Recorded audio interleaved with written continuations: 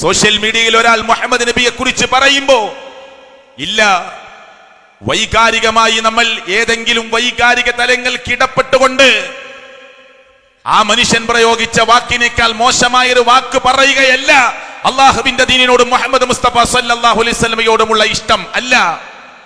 ഇങ്ങോട്ട് തെറി വിളിച്ചവനെ അങ്ങോട്ട് വൃത്തികെട്ട വാക്കുകളിൽ ഏതെങ്കിലും അർത്ഥത്തിൽ പ്രതികരിക്കുകയല്ല. അല്ല, മുത്ത റസൂൽ കരീം സല്ലല്ലാഹു അലൈഹി വസല്ലമയെ കുറിച്ച് പറഞ്ഞ ഏതെങ്കിലും ഒരു സോഷ്യൽ മീഡിയയിലെ ഒരു വാചകക്കുറിപ്പിന് താഴെയിട്ട ഏറ്റവും വൃത്തികെട്ട കമന്റ്സിന്റെ താഴെ വന്ന് വൃത്തികെട്ട അതേ വാക്കുകൾ പ്രയോഗിക്കലല്ല. മാന്യമായി സമൂഹത്തിന്റെ മുമ്പിൽ ആരായിരുന്നു മുഹമ്മദ് മുസ്തഫ സല്ലല്ലാഹു അലൈഹി വസല്ലം പറഞ്ഞ് മനസ്സിലാക്കി കൊടുക്കല. ആ ദീനിന്റെ അടയാളം നമ്മുടെ ജീവിതത്തിലേക്ക് കൊണ്ടുവരല. ഞാൻ എന്റെ ഒളിവെടുക്കുന്നത് പോലും എന്റെ റസൂൽ കരീം സല്ലല്ലാഹു അലൈഹി വസല്ലമയോടുള്ള ഇഷ്ടത്തിന്റെ ഭാഗമാണ്. ഇങ്ങനെ ഒളിവെടുത്തത്, തല ഒരു പ്രാവശ്യം തടവിയത് എന്റെ റസൂലിനോടുള്ള, മുഹമ്മദ് റസൂൽ കരീം സല്ലല്ലാഹു അലൈഹി വസല്ലമയോടുള്ള ഇഷ്ടമാണ്. എന്റെ ഭാര്യയുടെ മുഖമൊക്കന് ഇങ്ങനെ മാർവിടത്തിലേക്ക് താഴ്ത്തിയിട്ടത് എന്റെ പ്രവാചകൻ സല്ലല്ലാഹു അലൈഹി വസല്ലമ പഠിപ്പിച്ചു തന്നത് കൊണ്ടാണ്. അത് നബിയോടുള്ള സ്നേഹമാണ്, ദീനിനോടുള്ള ഇഷ്ടമാണ്. എന്റെ തുണി നെരിയാണിക്ക് മേലെ ഞാൻ കയറ്റി കൊടുത്തത് അള്ളാഹുവിന്റെ പ്രവാചകന്റെ വാക്കിന് കൊടുക്കുന്ന വിലയാണ്.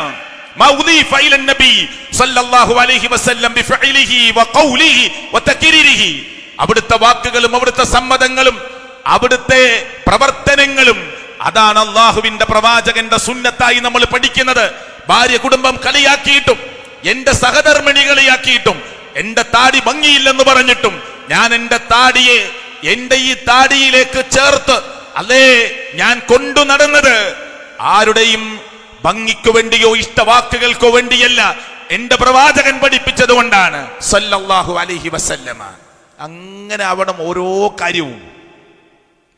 ഭക്ഷണം കഴിക്കാൻ നേരത്ത് കയ്യിൽ വൃത്തിയോടൊന്നുമില്ല, ഞാനൊന്ന് കൈ കഴുകിയത് പോലും എന്റെ നബിയോടുള്ള ഇഷ്ടമാണ് സല്ലല്ലാഹു അലൈഹി വസല്ലം.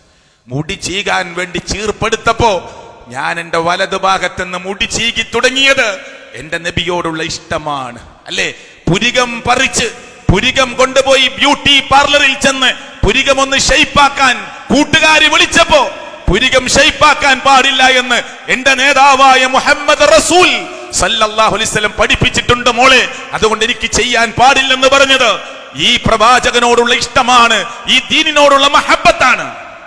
അങ്ങനെ സ്നേഹിക്കാൻ നമ്മൾ തയ്യാറാവണം.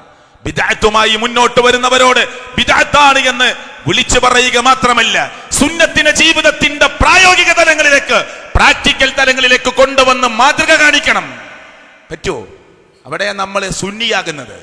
സുന്നത്തെടുക്കുന്നവൻ എന്നാ സുന്നി എന്ന് പറഞ്ഞാൽ, സുന്നത്തെടുക്കുക അതാ സുന്നി. ആ യഥാർത്ഥ സുന്നിയായി ജീവിക്കാൻ നമുക്ക് കഴിയണം.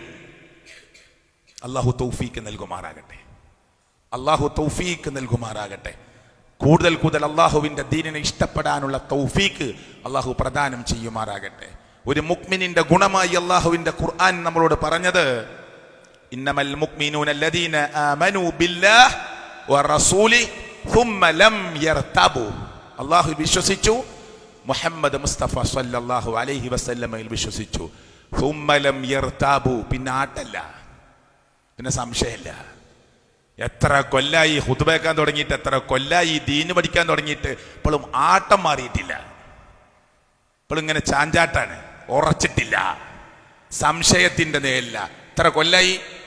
20 കൊല്ലായി ദീന് കേൾക്കാൻ തുടങ്ങിയിട്ട്, 30 കൊല്ലായി. ഇപ്പോഴും അഖീദയുടെ വിഷയത്തിൽ, വിശ്വാസ കാര്യങ്ങളിൽ, ആചാര അനുഷ്ഠാന കാര്യങ്ങളിൽ, നിർബന്ധമായി പഠിക്കേണ്ട കാര്യങ്ങളിൽ ആട്ടമുണ്ടോ?